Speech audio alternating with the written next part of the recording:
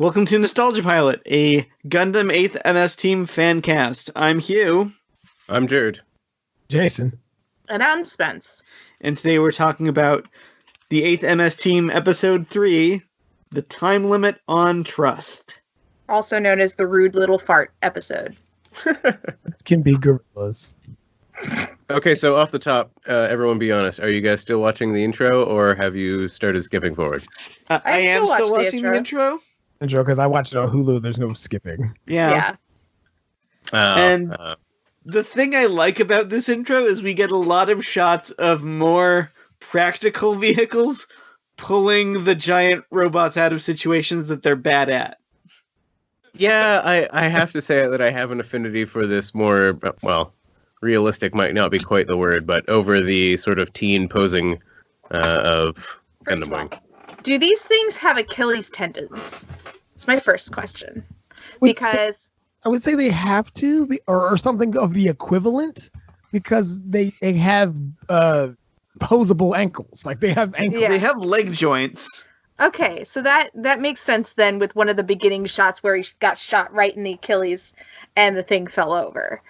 Oh, there's some really fun things they do that don't really necessarily make sense. Like, let us discuss the Sniper Gundam later in this episode.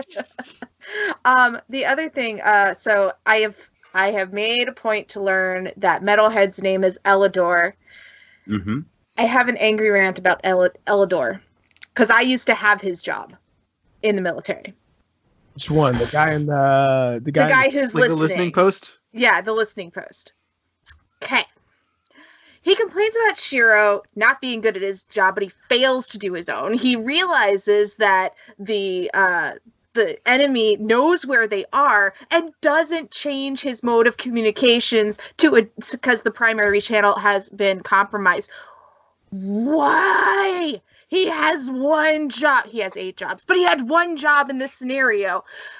What? Strangle. You are absolutely right, because wait for it. When, like, again, because of the Vietnam analogy, I get it. But even in Vietnam, they had mortars. They're like, oh man, we can't get up this thing because of these 3 pillboxes. Well, guess what can take care of that? Mortar fire.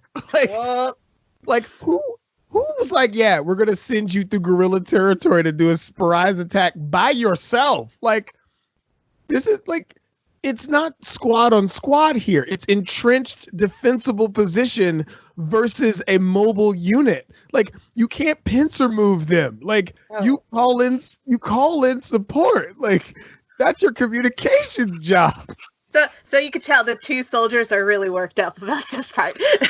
Well, I think that's one of those fun things in Gundam where they want to do military sci-fi, but they're a culture that doesn't have a military. Yeah. So they don't necessarily consider what would be accurate as opposed to what would be a good adventure story. Oh, I want to strangle him some more. I already wanted to strangle Elidor, but now I really want to. I mean, it's also before we get into the insane sexism in this episode. Shots fired. The fact that their commander's like, nah, I'm gonna do this mission. No, bro, you have scouts for this. Like, you have small, non-robot in people to go out, scout areas, and find routes around stuff. Like, that's how that works. Reconnaissance is a thing. Not just, hey, I want to prove myself to my people, so I'm going to go do this really, really dangerous thing. But we already know where his head is. They showed a brief clip of the girl naked in the waterfall, who we find out is a teenager. A child. Yeah, they go a long way to underline the fact that she's just a child in this episode, which is really upsetting. That was gross. The listeners can't see my face, but I want to strangle everything about this. On top of that, when we later find the leader of the guerrillas, it's her father, and they're still cracking jokes about how they weren't fucking. Like, what? Like, they say in the dub go, I know he wants to come back to see that because I would too. No, bro, that's your boss's daughter. Yeah, dude, like, that guy should have just snapped his finger and half of them were executed. It's so grody. It's so grody. Oh, and here the icing on the cake was how he excused his and everybody's sexism. She's like, "What? You wanted to come back and take a look?" He's like, "Nah, bruh." And she's like, "Well, why were you staring? Because you're pretty to look at." Huh? Yeah. Yeah. No, I definitely heard that line and had to pause it so that I could yell at the screen. Go back and watch it in the Japanese to see if the subtitles were different. Yeah, the subtitle was "You're pretty." Yeah. And it's like that doesn't make that's not a resolution. You could have been like, I was surprised. I wasn't expecting to see somebody skinny dipping in a river in the middle of the battlefield. Mm-hmm. You know, saying anything other than "you're pretty." You're But nice it's okay to look at, because is what he said. the other gorillas beat the crap out of him. Yeah. Yeah, bruh. Is there no Geneva Convention? No, not in guerrilla warfare. There are no rules for how prisoners should be treated? Because I love how they're beating him for the thing that they're bragging about. Like, wait, what? Are you gaslighting this man? This was the most. They spend a lot of time talking about how they're her older brothers, but also they're jealous that they didn't get to see her naked. Like that's not cool. And he doesn't understand what the problem is. That's the worst part. He's like, "What? I gave her a compliment. I want to punch him in the throat, and then in the nads, and then in the throat again."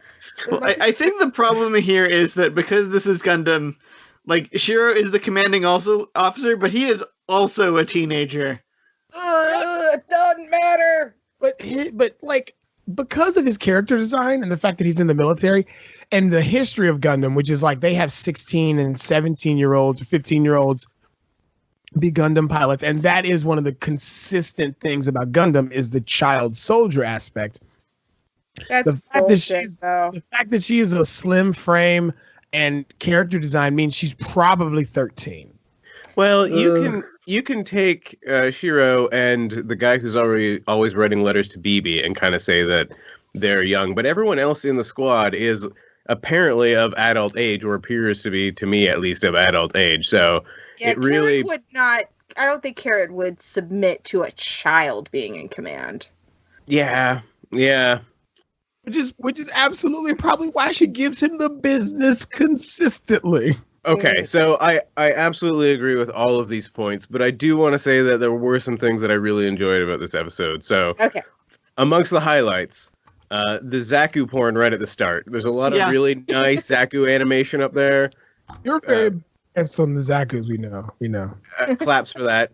Although the tactics were ridiculous, it was kind of nice to see the unit sort of working together, trying to attempt to work cohesively. Although, of course, once that's happening, they immediately split the party so the commander can go off by himself. Mm-hmm. Yeah, one of the things instantly captured. Yeah. Also, how did they capture him when they are on foot and he's in a mobile suit because he got out, right? Well, they like got on top of it and opened the cockpit, which I would have left out of the giant robot, but that's just me. I did appreciate that the letter to BB was, "Dear BB, Elidor is my hero," or something, and Elidor goes, "God, shut up."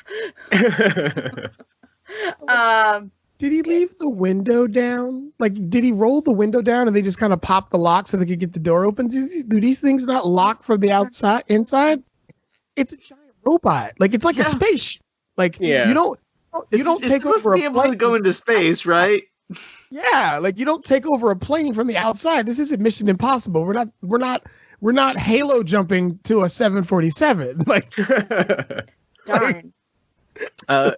I also enjoyed, although it was ridiculous, the scene where they're kind of observing the outpost that they're planning on attacking and working on their plan. And they have, I think I mentioned this earlier, the Gundam's lying down in essentially like a sniper position with the rifle out in front of them. And they're basically standing on the gun, which is all a little bit silly, but also a little bit awesome and a great visual, I thought, anyway.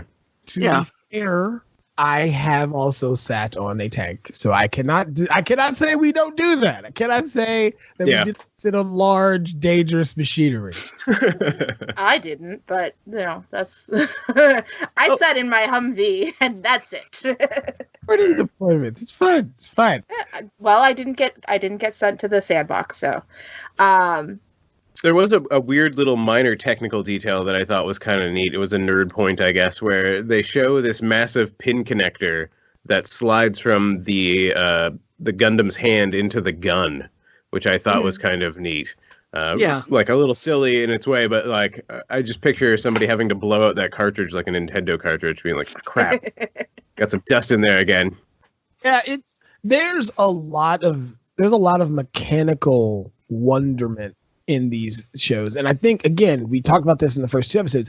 It's because this isn't a full-length 52-episode Gundam series. They can pour more animation budget into these episodes, and that's when you get those little details like that. Like later on in the episode when they fight underwater, or when he comes out of the water for the ambush, like that animation's really, really good. The underwater fight is very cool. But you know what would have prevented this whole situation? If the Xeons had a couple of cancers in that river, never snuck in. If you don't know what we're talking about, go back and listen to season 1, and you'll understand. It was a weird counterpoint though, because they have all of these very sort of technical, industrial looking things, and then you're reminded, oh yeah, this is all based on the original series, because they have, during the attack, they're backed up by those very 70s looking helicopters. Mm-hmm. They've got the very old school designs, and they're very like swooping, and they look like they should be in space, frankly, but yeah, you get like this commander guy, and he's being driven to this base in a helicopter. Yeah, I like him because he signifies a character who isn't necessarily a major character, but he's definitely a character that's probably going to have a tragic death at some point. Is he the Trace of this series? No. I think he might be the Oct of the series. Yeah, I think he's going to be like the Oct or one of the less like oh god, who was the guy from Gundam Wing who tested the Tallgeese and died for it because he didn't have Otto. Oh yes, yeah. He's going to be an Otto. He's going to be an Otto. No. In a sort of related way, actually, speaking of those weird standouts from Gundam Wing, the uniforms really is weird to see these kind of Vietnam era inspired. They're wearing a lot of khakis and just whatever. And then the guys in the uniforms with the helmets, it just looks like you're being accosted by, I don't know, British policemen or something. And I love how I feel like these are like the guerrilla fighters are literal like stereotypes of like Cuban war fighters. Like they're the bandanas and the bandoliers of bullets, and like there's just these walking talking stereotypes of what people would think a guerrilla fighter looks like, or what they would look like if they were in this type of theater. And it's just interesting. Although when this came out, like there's a lot of things that they could use to reference. And I do think because of the Vietnam analogy, like that's why they use a lot of those stereotypical images. Right. But it gives it some authenticity too, like because it feels of its time. You know what I'm saying? Like it feels like if we were like, yeah, this came out in like 85 or the early 90s or something like that, you'd be like, yeah, I could see that. Like, because this show would not be made in 2020. Yeah, no, that's fair. No, it would not. The gorilla boss to me seemed like basically just a Metal Gear character. Like he was. He's Snake. He reminds me of the leader of in Game of Thrones, the Kingdom of Dawn. I know it was played by Alexander Ziddig, and he was also a very tough, warlike boss in a wheelchair. And I was like, huh, okay. Like, it just... There again, I think there, when it comes to like the combat and come to the actual plot points around the combat, I think the show excels. But when it does weird things like that whole stretch in the middle of the show with the gorillas and meeting the dad and the girl and just the high school bits don't work so well. I did appreciate us seeing. Oh, sorry. Go ahead. No, I was saying the John Waters-esque 69ing in a cockpit while you're fighting underwater. The one thing about that meeting with the gorillas, though, it did show us a different aspect of Shiro, because up until now he's been the commander who could do no wrong, except he peeps on teenage girls swimming and whatever. Right.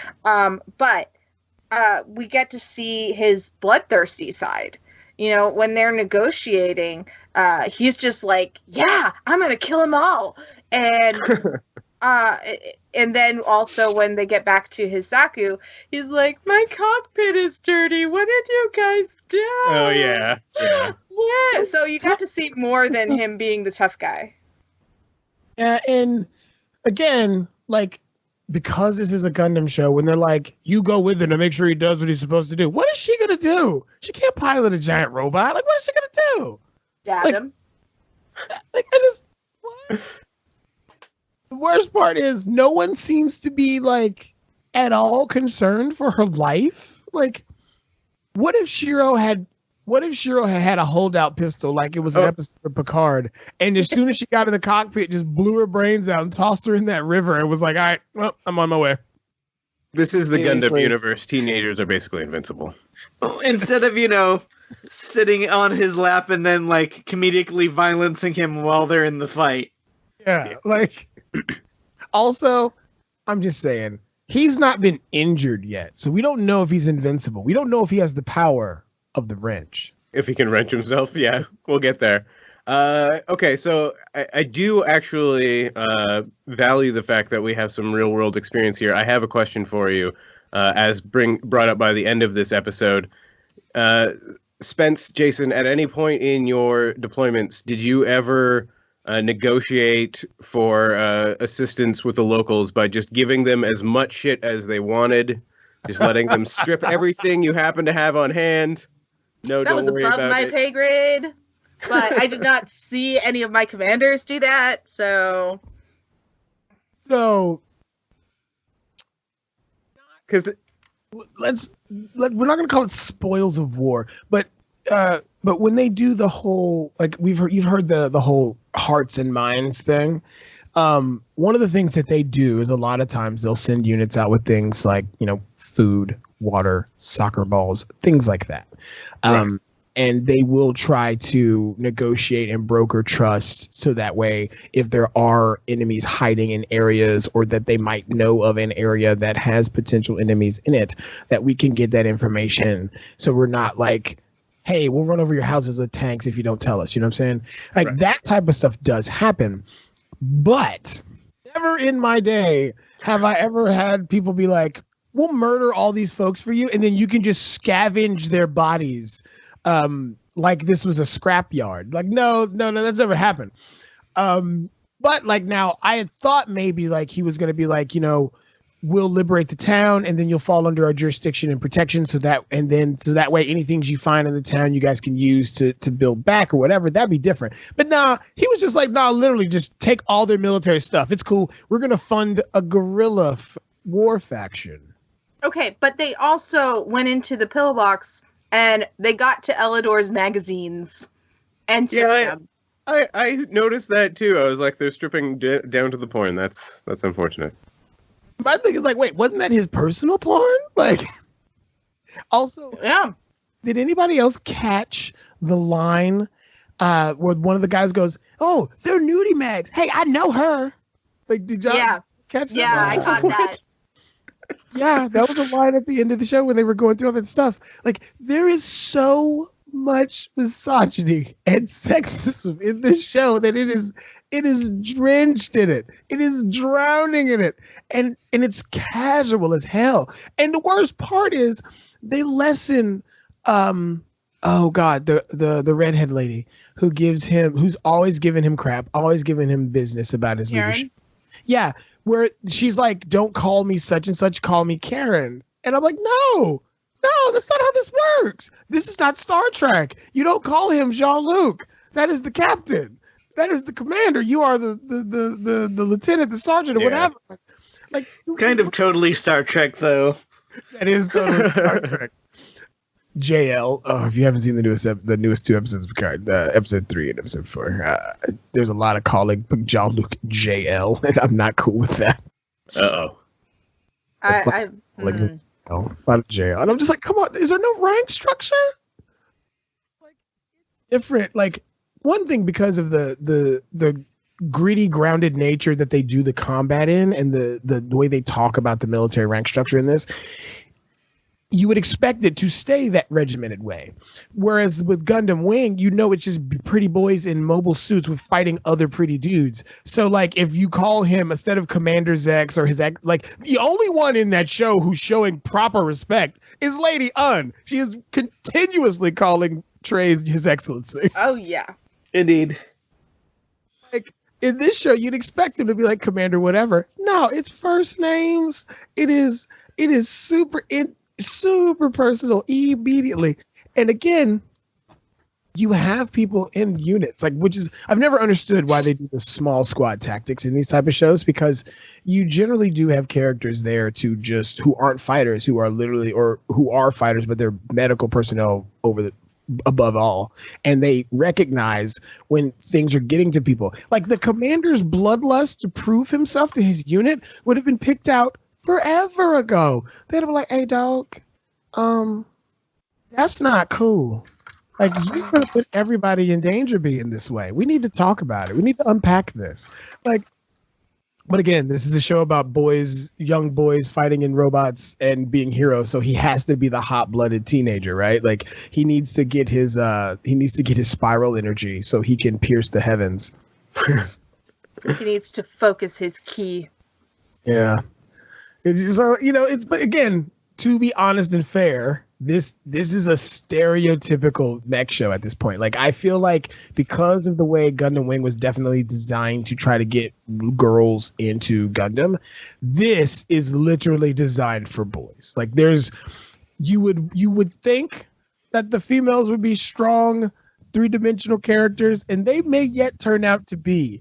But right now, this is like a 13-year-old's dream. Like, the young, brash hero running off on his own, gets captured by the guerrillas and survives and brokers peace, and also has affection from some random space girl that gave him a fancy watch, to the jungle gorilla man's daughter. Like, it's all uber male fantasy stuff. Like, I mean, even the fact that Lauren or Karen tells him that he can call her by her first name. Like, it's all breaking down these weird walls between him and the female characters in the show so far that highlight just this weird male fantasy. Like, and again, this is probably one of the reasons why shows like Gundam Wing were made, because a lot of Gundam had this when it first came out. I mean, the shonen show trope is this in the nutshell. It's always a very special person, male generally, who is different from everyone else. It's why Goku always wins. It's why Goku's always the strongest. It's why Luffy always gains a new gear, a new power, a new thing to make him special and stronger than everyone else.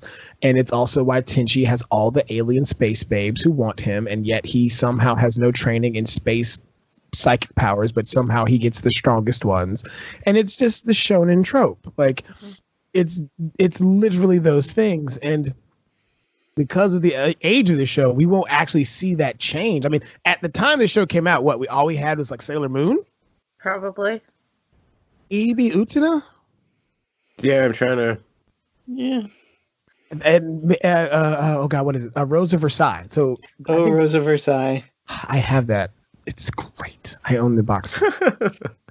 But yeah, like that, like those are all you get from this era. So the testosterone runs rampant. Like, I had to look up what her name was. Her name is Kiki, and so this is the guerrilla leader's daughter, and Kiki is actually 17 years old apparently.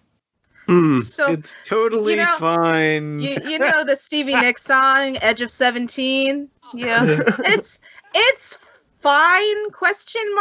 But still creepy as hell. Okay, while you have the reference material up, do you have an age for Shiro? I can find out. I'm going to guess 19. Put money on 19. Yeah, I have a terrible feeling it's going to be closer to 22. I'm going to be younger. That is not Shira Amato. I clicked on Shira Amata and it gave me Terry Sanders. And I'm like, nope, that's not the right one. He is 23. He is an adult. Oh, God. So it is absolutely wrong. Damn it, Shiro. Damn it, Shiro, wait a year. We all know the rule is divide your age by 2 and then plus 7. So that does not work. I'm sorry, my friend. Hey, Tim, get 20, dog. Now, Karen is 26, but like her personality, I put her in her 30s. Yeah, that's what I thought too. Karen and Sanders are drawn older looking. Sanders, Sanders, the way they're acting about Sanders, he's 50. Like the way they act with him. The way they act with him, he's actually 29. Yeah. Yeah, none of these ages to me correlate to the actual character. I don't know. Anyway. No. But War ages a person. You have to think. Jason, how old were you when you got out of the military? 25. Oh, yeah, you make a fair point. Yeah. 25. I was 25. Yeah. So he's on his second, if we're going in 4-year enlistments, he's in his second round of enlistment. He's probably been on a couple of different campaigns at this point. So yeah, he is very seasoned. He's just super young. And the military ages you. It sounds like this would be his second deployment because they talk about how he had exemplified himself in space. And one of the reasons why he came to Earth was basically to prove that he was just a generally good soldier. Like he can prove himself in space, but the real combat is down and gritty, on the ground, like, so I need to prove myself where the robots are super impractical. I need to make sure that I don't kill my whole team every time. Because he's trying to redeem himself from that. How about this? Let's talk about this underwater fight, because there's a line. Okay. There's a line at the end of the fight that makes me think, and you brought this up, Hugh, that man is an ex-cancer pilot, because when they're in the water and he does get the better hand of the guy, he runs away, and the guy goes, "Huh? So they finally found somebody who can fight underwater, huh?" You just put mobile suits underwater, dog? Or are you used to this? Like, is there some contingent of Earth-based mobile suits that work under called? Okay, you know what? Okay, yes, the cancer is out there, but I happen to know, I can't recall, I don't think we've seen it so far this series, but we will encounter, a aquatic Zaku within the next couple of episodes. We'll actually see a Zaku scuba team, essentially. I found a little bit of the history regarding that. Shiro was present at his homeland Side 2 during the initial Xeon G3 poison gas attack on the colonies in the first weeks of the 1-year war, witnessing all of the fellow colony inhabitants die horribly around him. Shiro saved himself only because he was lucky enough to be wearing a sealed spacesuit. Witnessing wanton civilian death, Shiro was left with a deep hatred for Xeon, and it says something in here about him having some sea training, and I just lost my place, so oh well. He has some water training in his history. Now that brings up the question, where would you do that training? In space? Neptune. Pool? I mean, the space is really, really big, and space stations are really big, so they could just have a mobile suit swimming around in there, or he could be training in a ball, I guess. Yeah, I think it's like a ball in a pool. It's like how they train astronauts inside pools to simulate like zero G. A pool in space that's in a bigger pool that's also in space. It's recursion training. Only the most decadent of training will work for these child Gundam. So, but it all smells like rosewater. For some reason, it's all rosewater. All Rosewater. But no, this fight, I really do like this fight. And I do like the fact that he actually gave himself away when he actually goes to protect the civilians. Because he was quite concealed and just messing those dudes up. And then when that Zaku went for the escapees, he comes out of hiding and takes them out in a pretty savage way. Like he riddles it with bullets or laser fire. And that's when the guy comes out and attacks him and they get into the fight in the water and all the cockpit nonsense. Lot of comedy or their attempt at it. Yeah. Which is unfortunate, but my favorite moment of the episode actually did come out of this this sequence, which was the power axe strike by the Zaku. It was a very quick little moment, but it was really well animated, and I quite enjoyed seeing it in action. Mm-hmm. The idea that they're using very kind of archaic weaponry with a sci-fi tilt to it is cool. Like those power axes, the beam sabers. I mean, one of the things I miss about like 80s sci-fi stuff is like in Transformers, the TV show. One of the things that Optimus Prime could do was he could let his hand sink into his wrist and a beam battle axe would come out. And Megatron had a beam mace with a ball and chain with like the spikes on it, which is really cool. And you kind of get that flavor here with the battle axe. And I know there's a weapon that Zaku's use that looks like a spiked cudgel sometimes. Yep. And I think this is all Star Wars' fault, though, right? Star Wars convinced us we were going to have lasers that could be shaped like blades at some point. Yeah, I mean, yeah. But also, no one in Star Wars ever like trains with like a training lightsaber. It's just like, well, you have the Force. Here is your live laser sword that can cut through anything and is also massless. I guess we'll start training now.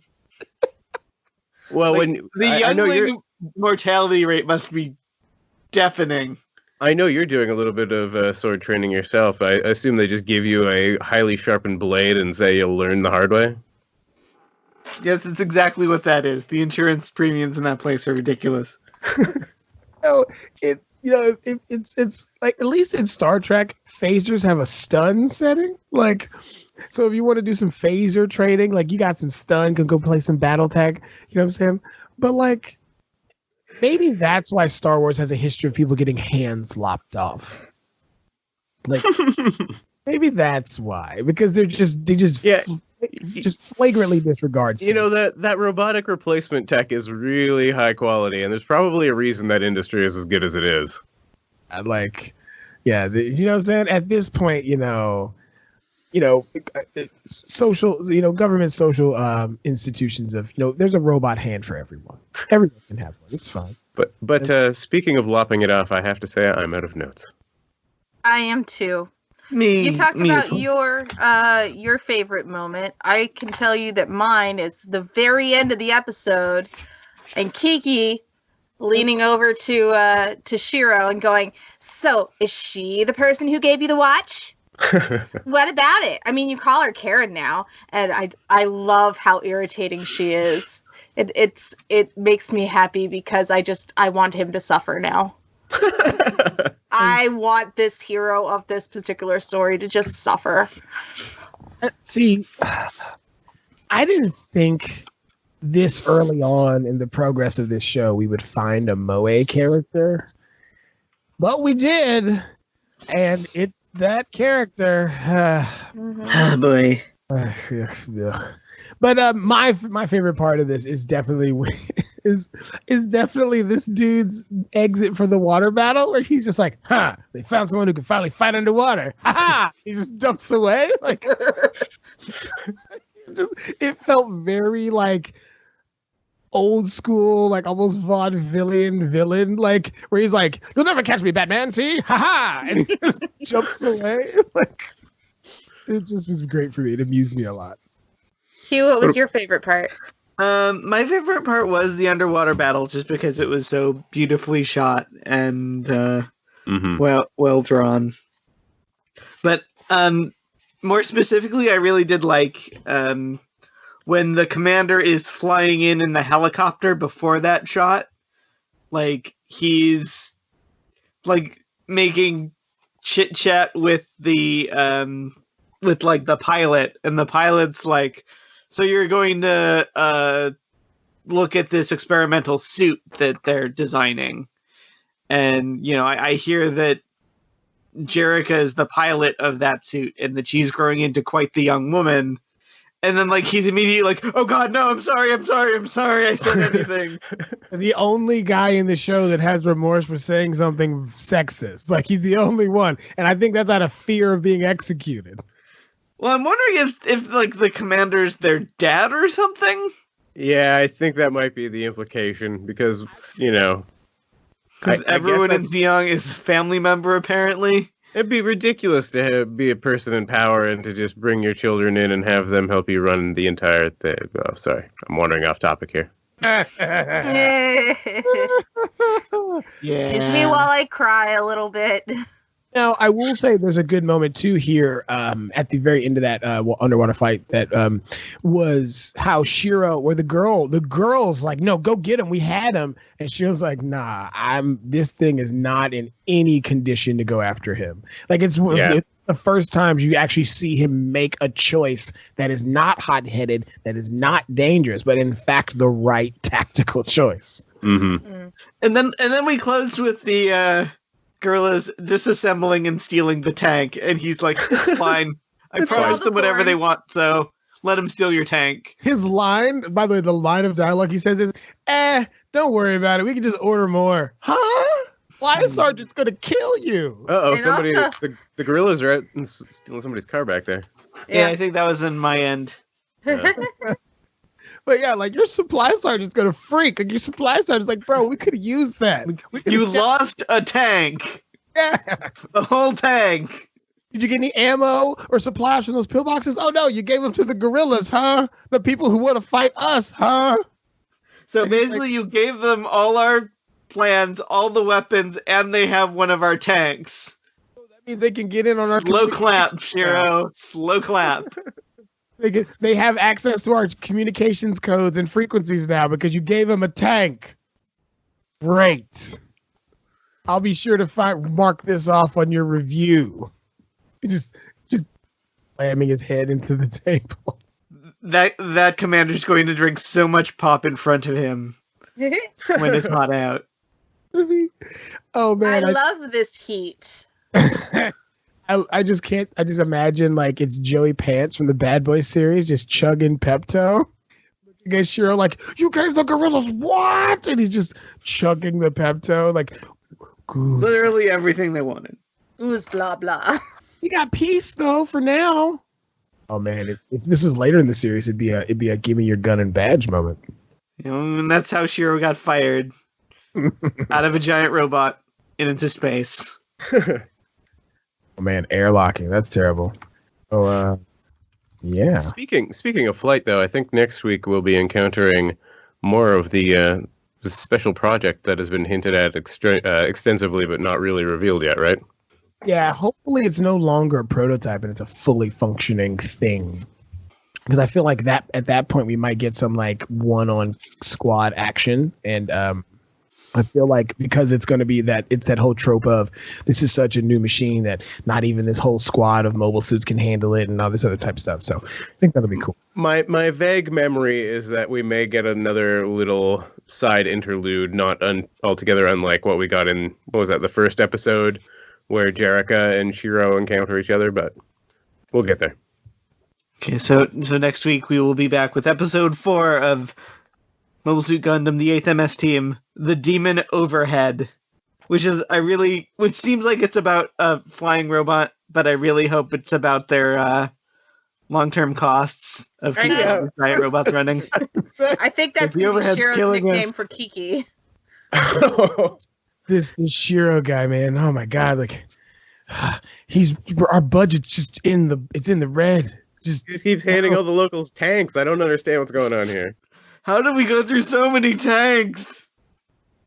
The deficit is over $1 trillion and it's climbing. What is I like Shiro this doing? notion that, like, in the same way that Elvis just used to hand out Cadillacs, perhaps Shiro's just like, nah, That's great. Thanks for the help. You get a tank. Have a hover tank. Shira's the Oprah of Mobile Suit Gundam. Check on your seat. It's a new tank. You get a tank. You get a tank. Everybody gets a new tank. Yay.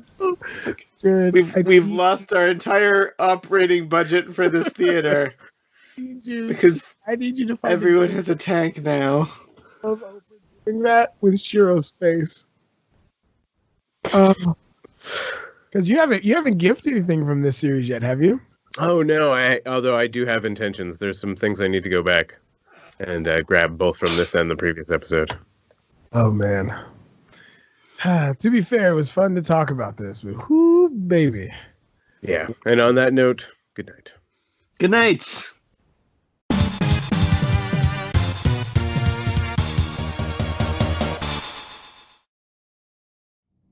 Hi, my name's Jim. J-I-M. An ordinary name. I'm an ordinary IT guy. But I work in a really interesting place. Information technology and giant monsters. This Kaiju Life. Look it up on Apple Podcasts or on the web at kaiju.libsyn.com.